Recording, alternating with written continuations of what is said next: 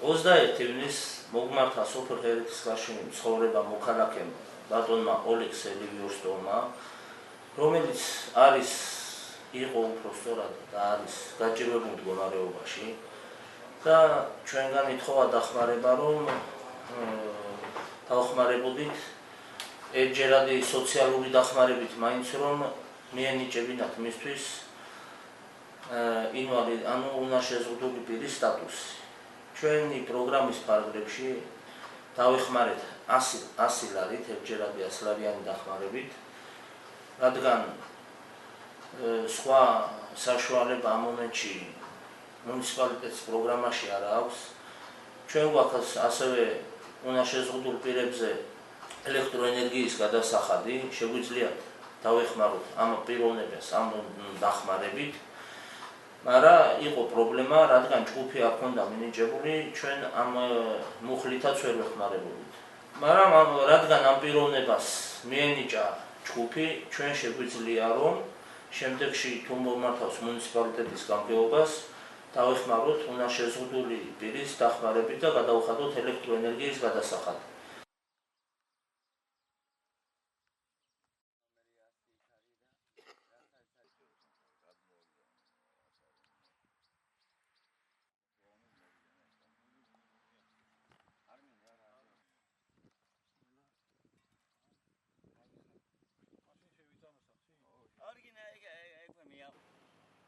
ოლეგ სელივიოსტოვს ჭირდებოდა ეს სტატუსის მინიჭება, რომელიც 130 ლარი და არ ჰქონდა საშუალება.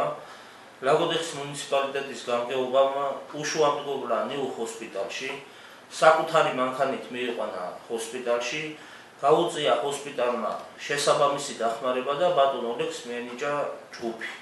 და ამ ჯგუფის საფუძველზე დაენიშნება სოციალური დახმარება 150 ლარი სავარაუდოდ გააჩნია ჯგუფს, რომელს მიცემენ პირველი იქნება თუ მეორე. პირველი ჯგუფის შემთხვევაში არის 150 ლარი, მეორე ჯგუფის შემთხვევაში არის 100 ლარი. ასევე ბატონი ოლეგი სოციალური მომსახურების სააგენტომ შეამოწმა და სექტემბრის თვიდან სახელმწიფო მას გადაუხდის ყოველთვიურ სოციალურ დახმარებას 50 ლარის ოდენობით.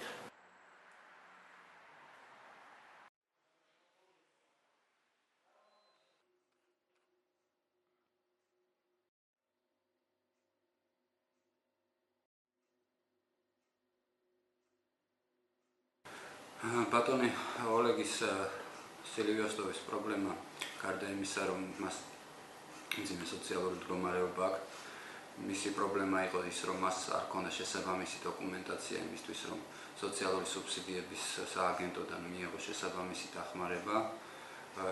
ეს დოკუმენტაცია ძირითადად მდგომარეობს იმაში, რომ მას უნდა გაევლო კომისია გურჯაანში, ჯეოჰოსპიტალში და შესაბამისად ადგილზე მას გაეწია დახმარება, რომ ეს დოკუმენტაცია მოგროვებული იყო, ფორმაციის შედგენა, მიმართვის გაკეთება, იმ საავადმყოფოებთან კონსულტაციები გავიარეთ, რომელშიც ის კურნალობდა და რომელშიც კომისიაც უნდა გაევლო და შესაბამისად მოხერხდა ის, რომ ჩვენ უზრუნველყოფთ მისი გაკომისიოება, მას უკვე დაენიშნა პირველი ჯგუფი, შესაბამისად ამ საბუთებით მას შეუძლია მიაკითხოს სოციალური სუბსიდიების სააგენტოს, დაენიშნება მას პენსია საბუთების შესაბამისად და გარდა ამისა დაენიშნება კიდე ყოველთვიური სოციალური შემწეობა.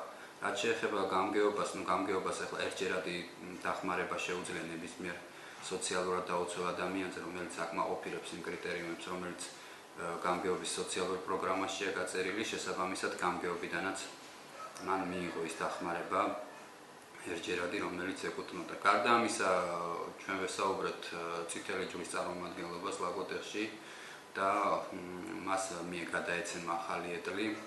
გარდა ამისა, მე ვიცი, რომ ჯანდაცვის სამინისტროსთან არის მოლაპარაკება იმისთან დაკავშირებით, რომ მას გაუკეთდეს პროტეზირება და შეძლოს გადაადგილება. ამაზეც ფაქტიურად საკმაოდ ინტენსიური კონსულტაციები მიმდინარეობს და სავარაუდოდ ძალიან ახლო მომავალში ეს მოგვარდება ეს პრობლემა.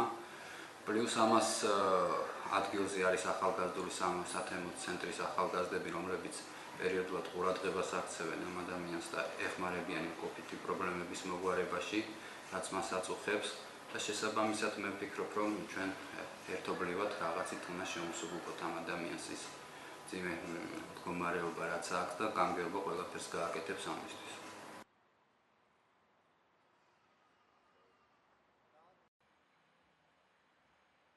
დიდი მადლობელი ვარ გამგეობის მხრიდან, რა ვიცი, მთელი სულ ყველა აი ვინც დამიდგნენ გვერდში აგერ იმედი, აგერ სულ ყველანი რა ვიცი, რომ მე პენსიას დავახცევ და დახმარებას დავახცევ რაღაცას, რომ იქნება ყველაფერი ნორმალურად, რომ მეც უზრუნველყოფილი ვიქნები, რომ გავიტან თავს უკვე. დიდი მადლობელი ვარ ყველას. იმიტომ რომ მქონა აქ რო წამოსულიყავი აქა და კომისია გამევლოდა. მითხრე 130 ლარი ფული უნდაოდა. მე საიდან მქონა ის 130 ლარი და ისევე გამგეობოდა ისევე დამედიაკით გვერდში და ეხლა უკვე მე მგონი გადაწყვეტილია საკითხი. სხვა მეტი აბა რა ვიცი. მე არ მქონა პრობლემის საშუალება. არ დახმარება მქონა, არც პენსია მქონა და საიდან მეშონა ის 130 ლარი.